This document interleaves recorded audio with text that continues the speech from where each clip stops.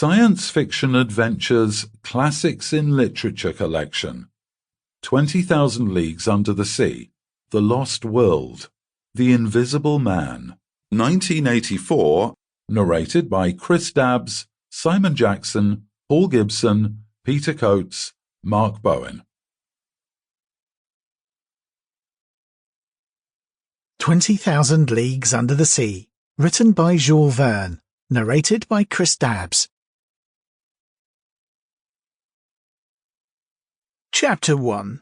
A Shifting Reef.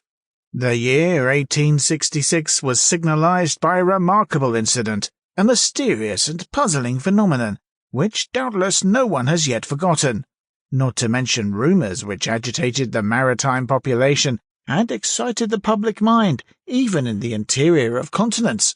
Seafaring men were particularly excited.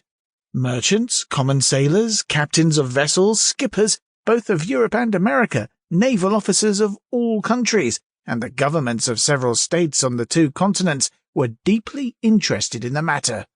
For some time past, vessels had been met by an enormous thing, a long object, spindle-shaped, occasionally phosphorant, and infinitely larger and more rapid in its movements than a whale.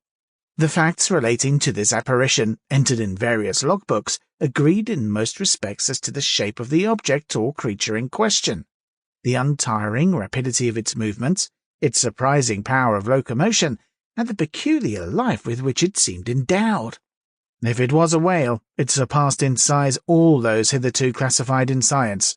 Taking into consideration the mean of observations made at divers times, rejecting the timid estimate of those who assigned to this object a length of 200 feet, equally with the exaggerated opinions which set it down as a mile in width and 3 in length, we might fairly conclude that this mysterious being surpassed greatly all dimensions admitted by the learned ones of the day, if it existed at all.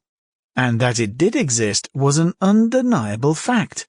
And with that tendency which disposes the human mind in favor of the marvelous, we can understand the excitement produced in the entire world by this supernatural apparition. As to classing it in the list of fables, the idea was out of the question. On the 20th of July, 1866, the steamer Governor Higginson of the Calcutta and Burnach Steam Navigation Company had met this moving mass 5 miles off the east coast of Australia. Captain Barker thought at first that he was in the presence of an unknown sandbank. He even prepared to determine its exact position when 2 columns of water, projected by the mysterious object, shot with a hissing noise Sample complete. Ready to continue?